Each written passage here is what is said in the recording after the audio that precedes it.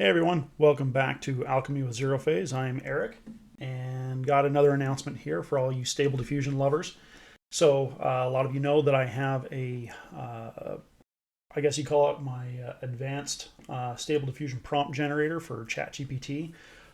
Some of you have bought it, quite a few of you, and got some reviews back, got some, I don't know, just some feedback on it. You guys love it. So I took some time a little bit ago, this last week, to create one for Midjourney.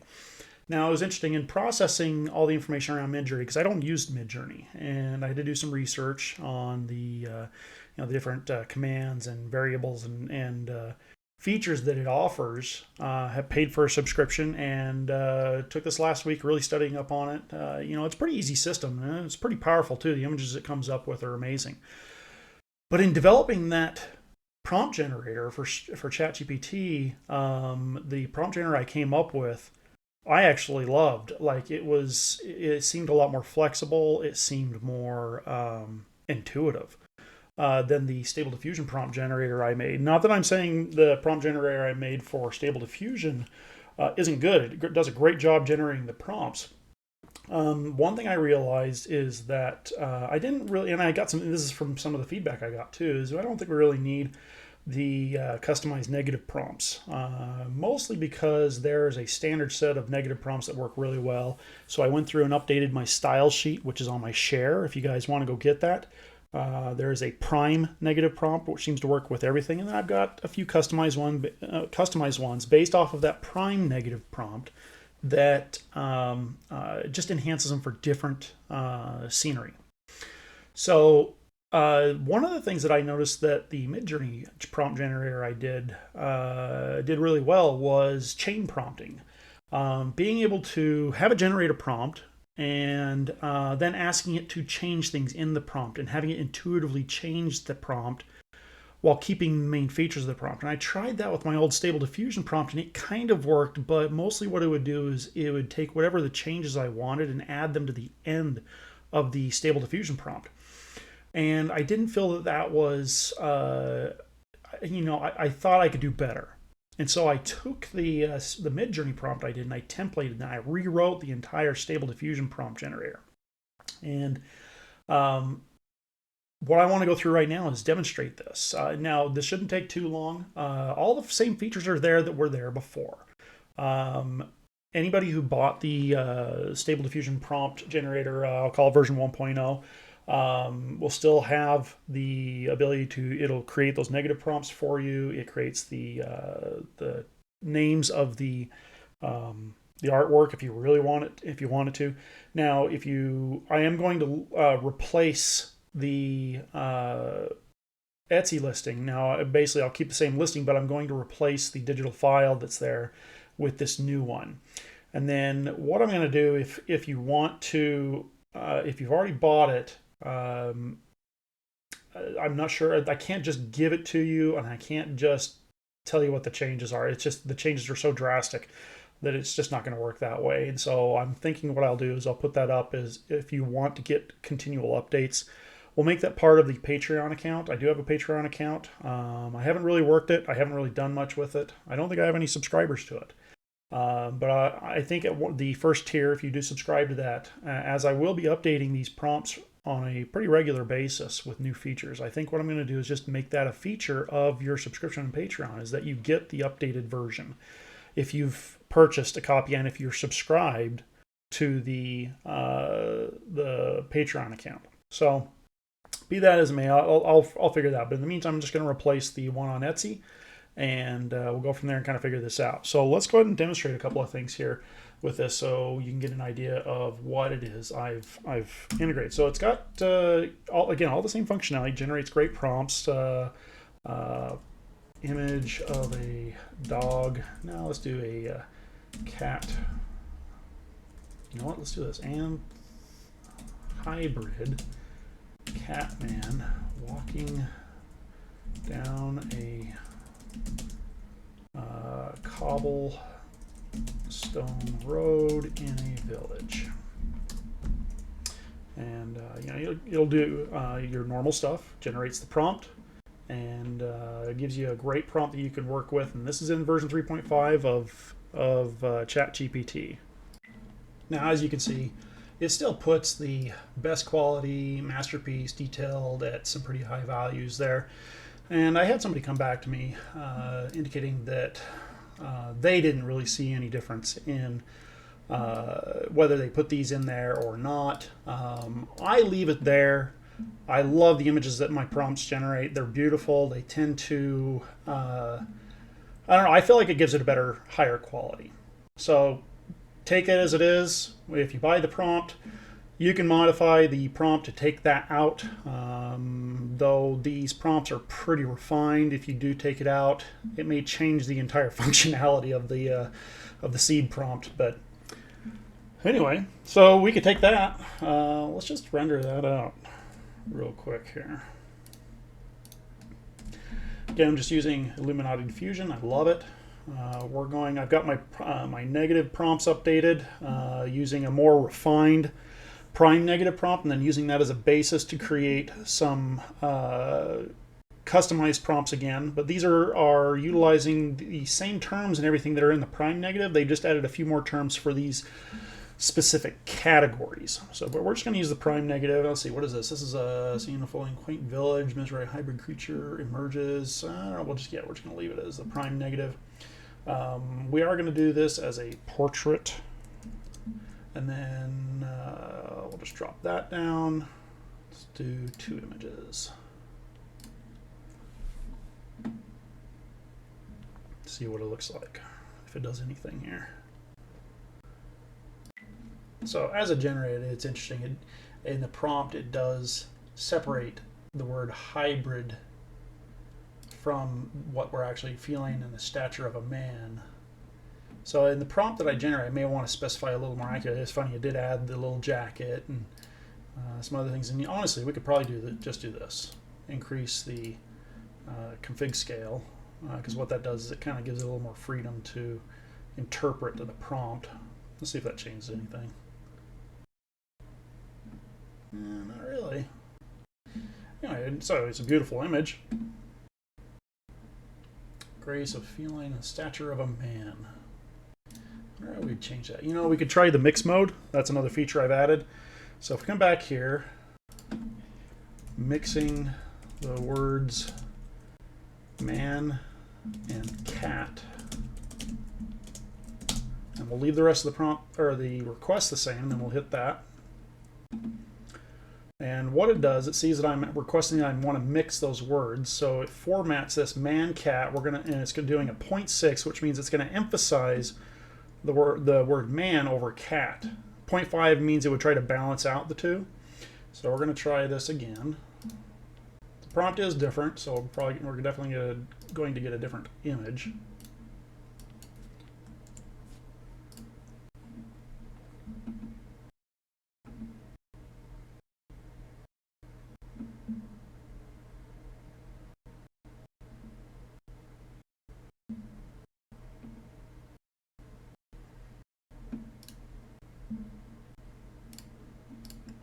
What are we doing here? 7. Let's try to bring this back. I think the mixing option works better with styles and environments as well. Although it works great with faces too. With this, what we probably need to do is put hybrid at the beginning of the prompt. We'll just run that and see what that does. Not running a seed or anything.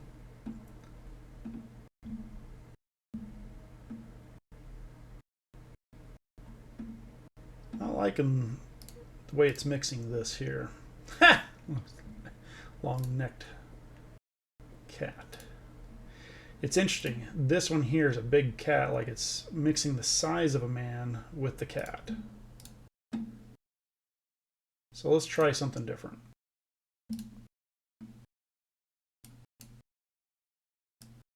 Mixing the words ice and fire. An abstract image. image of an ice castle in a beautiful illustration. And you can play with this. I've gotten some really cool results, like a lot of stuff in Stable Diffusion. You know, you got to play with it, tweak it to get it right, figure out what combinations work, that kind of thing. So we're just going to switch that around so it's a little more landscape.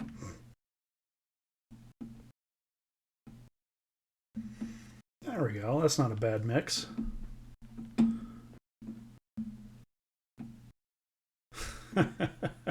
That's cool. So, I mean, mix the words fire and ice, and you end up getting something that looks like that. That's really cool. And you get this fire in the sky, and you know, it is mixing Salvador Dali and Studio Ghibli on this.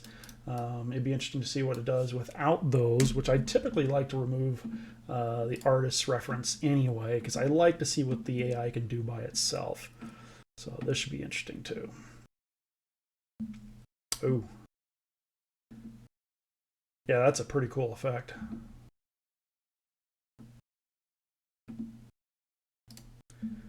So you got the ice castle in there, you got some fiery stuff going on here. I don't know what's going on there. It's an abstract image, which is cool. And same here, it's adding that fire effect to the ice. So yeah, very cool feature to be able to do that. Now here's the other features that I was talking about are, you know, with the chain prompting. So let's take this. We're going to just do a simple prompt for, and then just let it generate the prompt. Okay. Nothing special about it. And then what we can do now, we can chain prompt with this. So what do we got? We got a measuring abstract illustration of an ice castle. Okay, landscapes. So let's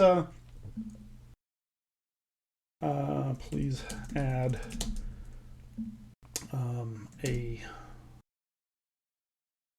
what's a good animal? Let's add a lion to the image as the central focus of the image, and keep all. No, we're just going to let it interpret that.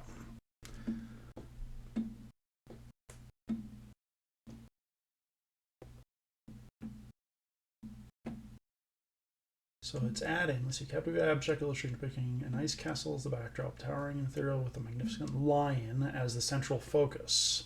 So let's just see what that does. It's close enough to the beginning. Lion in Stable Diffusion is a pretty prominent keyword and will generate lots of strong imagery.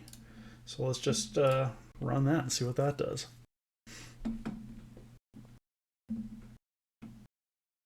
Oh yeah, that's pretty cool. I mean, the second image didn't do anything, but that one did. At least I don't think it did, down here in the bottom one. Yeah, I don't see, I mean, you know, maybe it's tried to interpret that there, but that one right there turned out really well. Like, that's really cool. Ice castle and lion. So let's say we want to make the prompt more simple. That really made it simple. Let's do prompt a little more simple. There we go. So simplified it a little bit. Let's say change the landscape from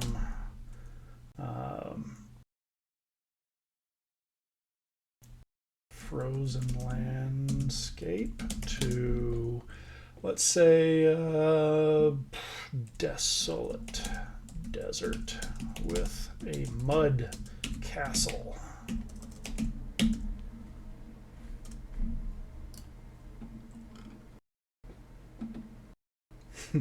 Now we're just going to grab that and render it, you know, without even reading through it. I just want to see what it does here. I'm running this video kind of from the hip.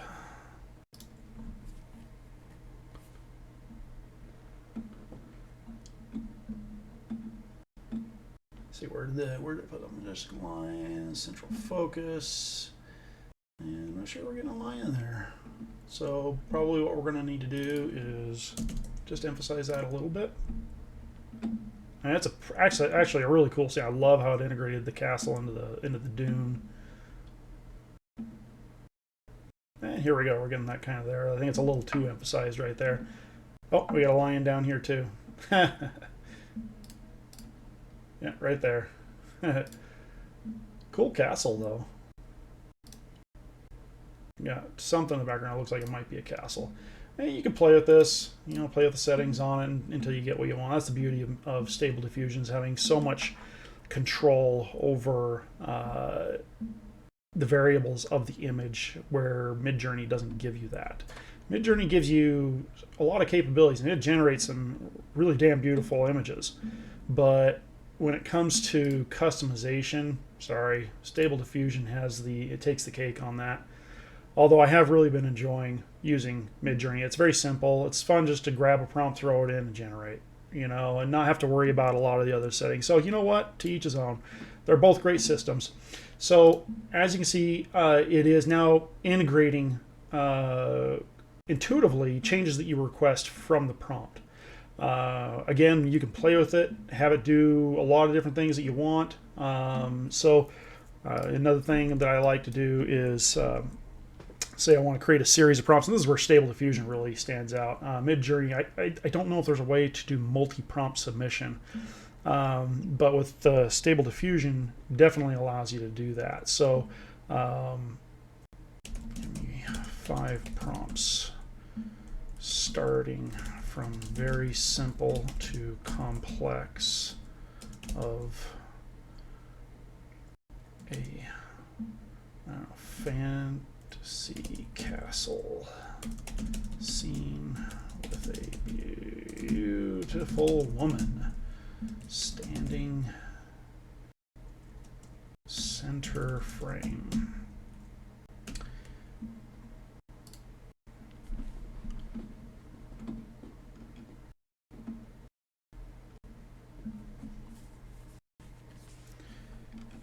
It's hard to tell, but it is adding a little bit of detail each time. You can see how the prompts get longer and longer and longer. And you know, we can, you know, let's do it one more time. I don't want the artist reference, so no artist references.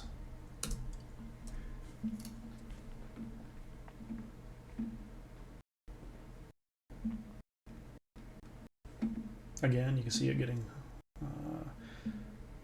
more and more detail. At least, I don't know, prompt 3 doesn't look like it is. I'm going to try and see if we can't word that. See, again, it's a matter of figuring out how to word it. I say starting from very simple to let's see, how about we do this? Starting with a very simple prompt, and each prompt gets incrementally more. There, try that.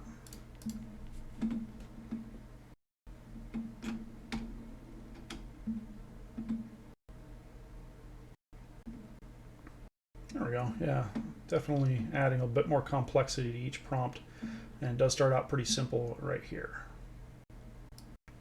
I'm just going to throw those in. Actually, let's just grab them all, because we're going to use the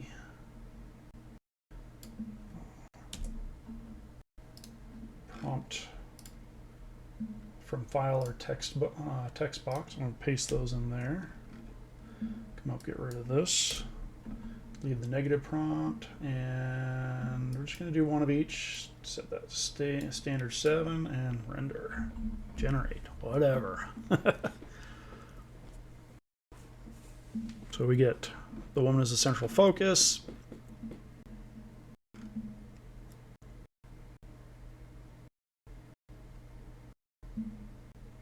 It's interesting, the second prompt doesn't even have the woman in it.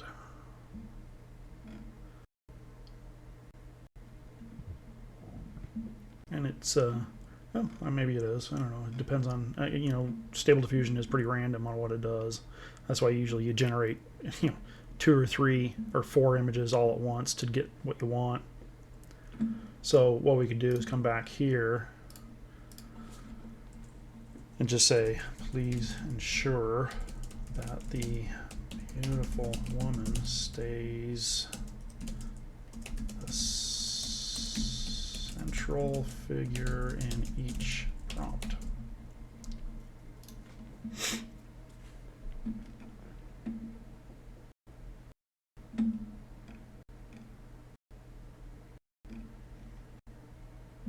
Yeah, so if you'd make the ask prompt a little too long, it tends to lose its ability to focus on what is on there before. So let's do this.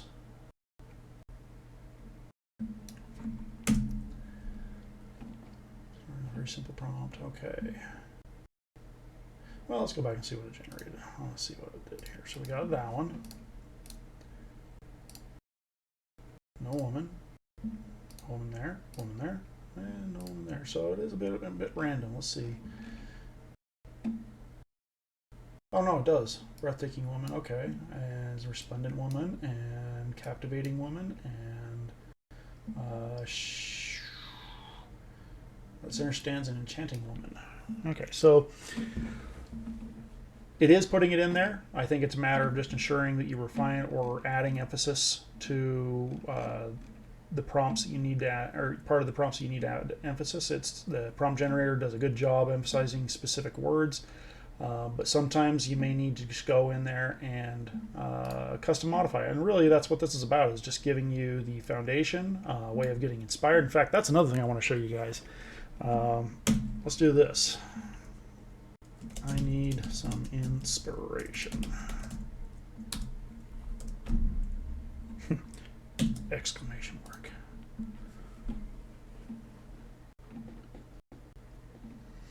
And what it'll do is it'll give you a bunch of random prompts that you can take, render those out, and kind of see, you know, if there's anything that inspires you. I love how they fixed the continue option for Stable Diffusion. Works really well now. Or not Stable Diffusion, for ChatGPT. Let's paste those in there. Again, we're just going to do one. Generate. I'll pause the video while it does this, and then we'll see what inspirations we get. All right, it's done. So let's go through and look at these. So again, I love doing this because I love just having it throw out a bunch of random stuff out, seeing what sticks, you know, when it comes to what I like or what attracts my attention. And all of these are really cool. These first ones were decent. Like that one was beautiful. I really love that. I did some like this in Midjourney, so I kind of was like, oh, that's cool. You know, kind of a market, a street level market. You'd have to go through and refine it. You know, I didn't have fixed faces turned on, so you got some weird faces. This one was kind of cool. Solitary figure standing out there in the middle of the desert. Anyway, we get into like a cathedral. I love beach scenes. I love this scene. It's pretty cool. Abstract city art. Very cool. And then I think this is a lot. No, that was the last one right there. Very cool. I really like this one. I love anything old, ancient, you know, archaic, megalithic, you know, that kind of thing. And so if I were to take this one, let's say I like that one. Let's go figure out which prompt that was. I think it was second to the last. So we come over here. Let's go down. I think it was this one right here. Ancient ruins of a forgotten civilization, moss-covered stones. So I'll say I like number 9. Could you add more detail to that prompt? Let's see if it'll do. I may have to copy and paste it up in a more recent thing. No, maybe not. So it grabbed that and add it onto it. So I mean, we're not going to get the same image unless we use a seed. That might be interesting. Let's try that. So paste that in there. We'll get rid of all these and shut this off. And then let's grab that seed. I just want to see what it'll do with it.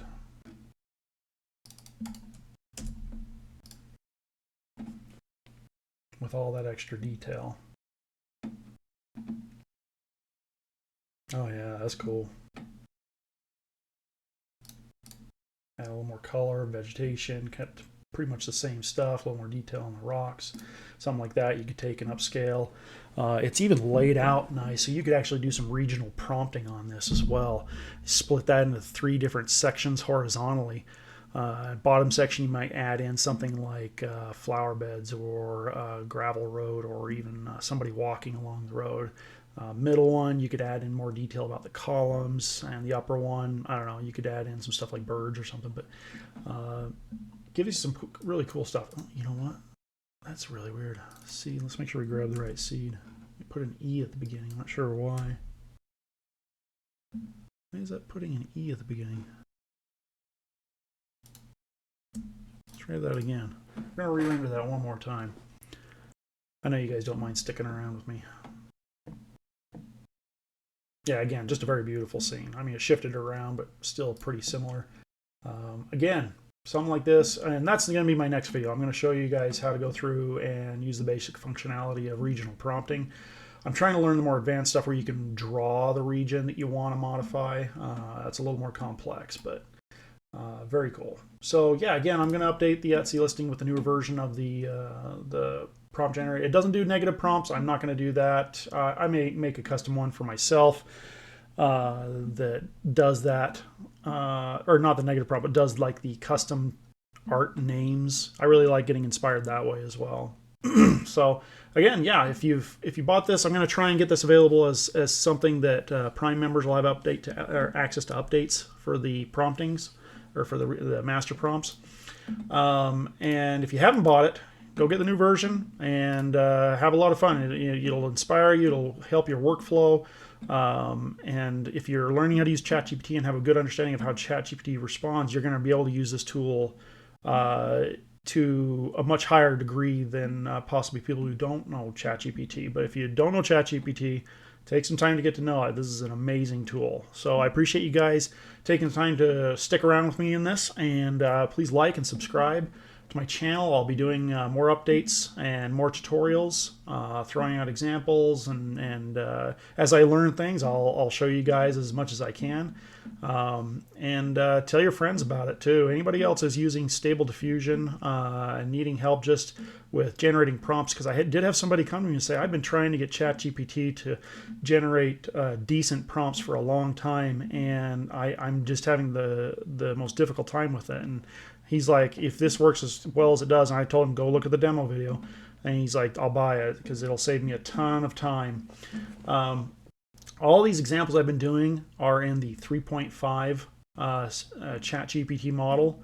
It works just as good, if not better, in the ChatGPT 4.0 model, which you have to pay for the Prime service or Premium service, which I do, but I've been doing this all in 3.5. So feel confident in knowing that it works in the 3.5. And if you have any questions, join our Discord. I love hearing from people and getting feedback. So again, like and subscribe and share our content. Talk to you later.